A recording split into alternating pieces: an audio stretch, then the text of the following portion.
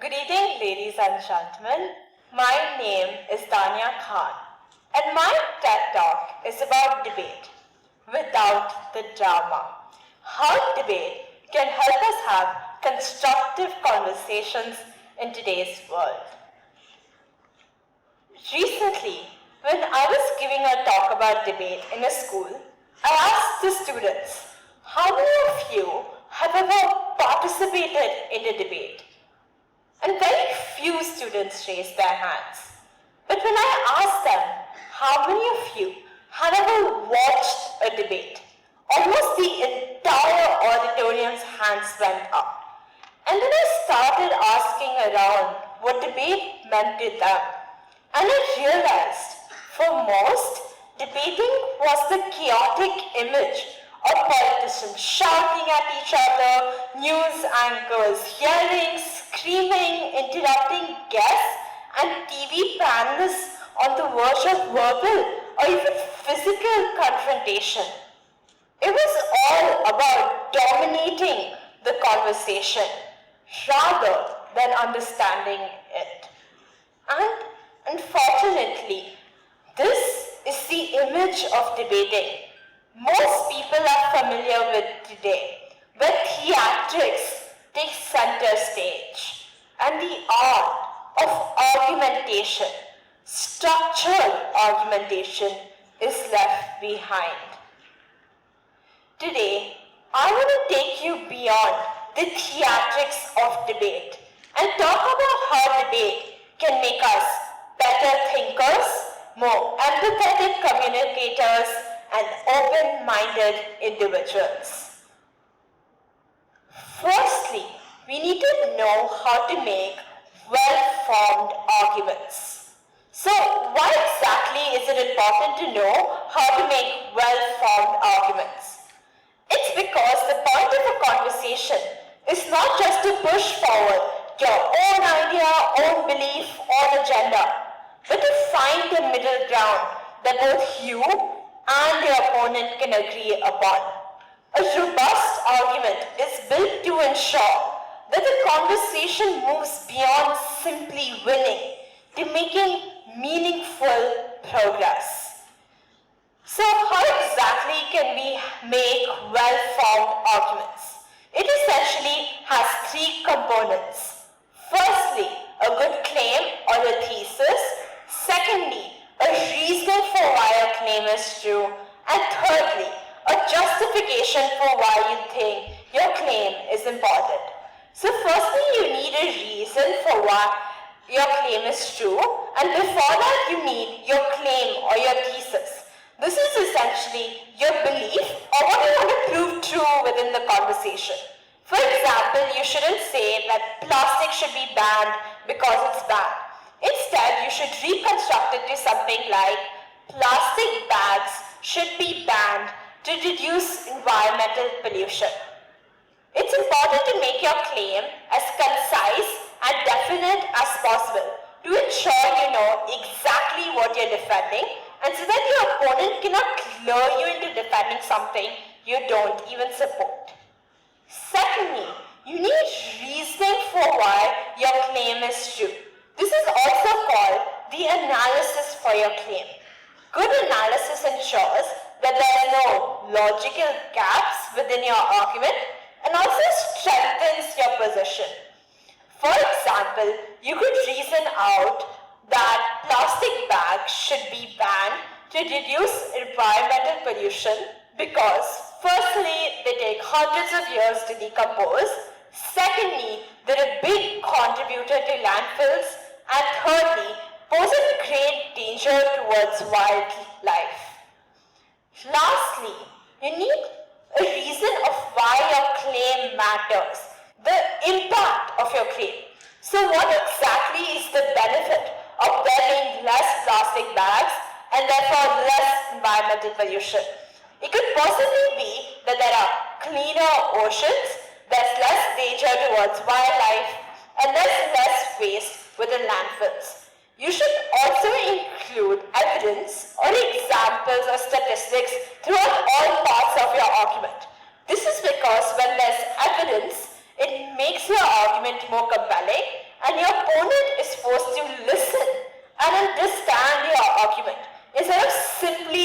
convincing it. The more concrete your evidence, the more compelling your entire case or argument becomes. But why exactly am I telling you all of this? Why is it so important to have well-formed arguments? It's because of its applications in your life. First and foremost, this skill is crucial in job interviews and workplaces, where you're often forced to present your ideas or defend your position in front of colleagues or superiors. Over here, there's no time to go home, research, take the help of ChatGPT to craft the perfect speech. You need to be able to think quickly and come up with coherent arguments on the spot. Over here, debating helps you. It ensures that you can organize your thoughts, stay calm under pressure, and respond effectively when it's needed the most. Debating also has wide applications in your personal life. Because of constructive conversations, you can possibly have conversations about important things with your family over dinner time conversations. Also, debating transforms ordinary people into leaders. A leader is someone who can articulate their thoughts extremely well. This is what debating helps you do, because you understand the importance of each and every word that you're saying. Moreover, you can look at things through differing perspectives and understand where other people are coming from. This inspires other people to speak up and contribute their opinions, which is the true hallmark of a leader. And I think lastly, debating encourages people to find their own voice and become comfortable in their own skin and words. Let's now shift focus to another angle. Often when people try to convince you, they use tactics that may seem persuasive but aren't actual solid arguments. These rhetorical tricks are called fallacies. Fallacies are important to spot so that we can have real conversations and not conversations based on misnomers and lies. So I want to talk about a few common logical fallacies that you may encounter in your life. Firstly is something called ad hominem. It's when a person attacks their opponent's character or personality traits instead of actually attacking the argument that you're making. Just imagine someone saying, "You're just an engineering student. What would you know about economics or economic policy?" Here, they aren't actually attacking your belief or knowledge about an economic policy, but instead trying to discredit you as a person so that your argument seems less convincing. This obviously reduces the quality of your conversation, because if someone attacks your identity, who you are, you'll get angry and frustrated. In cases like this, a debater like me would gently say, "That is not what matters right now. What matters is," and reiterate my claim or argument to ensure that the focus of the conversation shifts back to my argument or claim. A second fallacy is called strawmanning arguments, or the strawman fallacy, where your opponent misrepresents or oversimplifies your argument to make it easier to attack. This could include maybe attacking a few examples that you mentioned in your argument instead of actually responding to the crux of your argument, or picking out a few words that you've said and misrepresenting the context in which you've said them. Let's say there's a debate and a person is arguing for better environmental protection laws. Over here, a strawman response would be, "You just want to shut down all factories and put everyone out of work." While this response may not hold true to an actual argument made in the debate, it makes the claim easier to dismiss because it just looks ridiculous.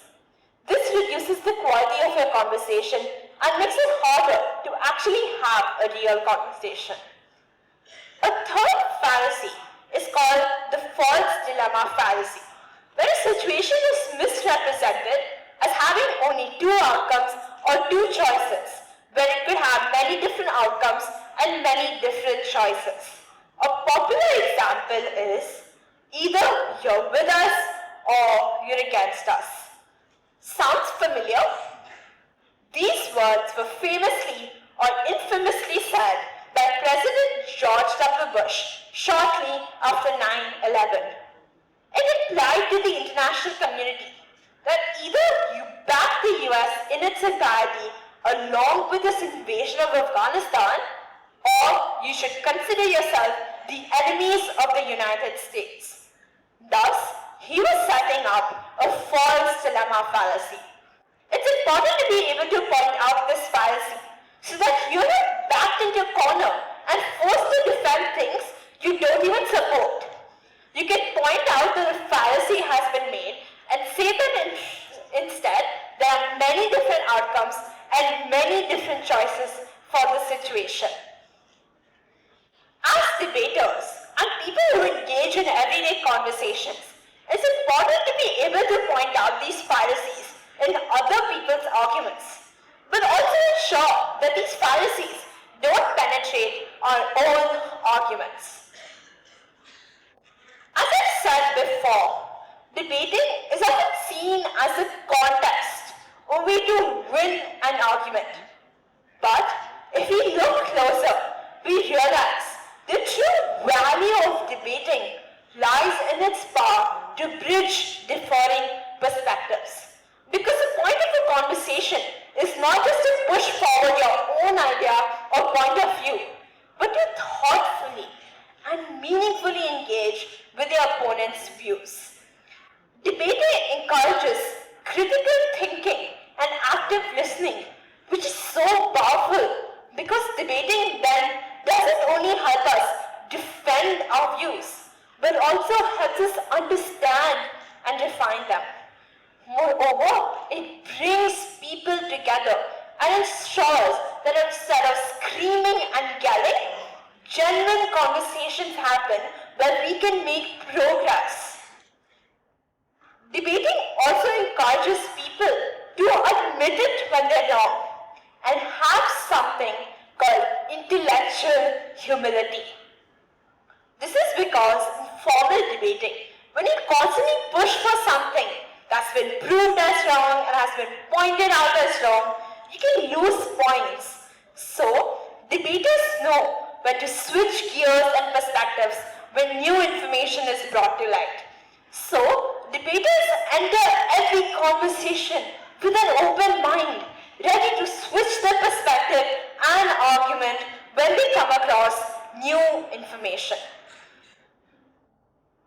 Thus, we see how debating is extremely important in a world where we think that pushing forward an idea means constantly shouting and yelling at a person till they succumb to your argument.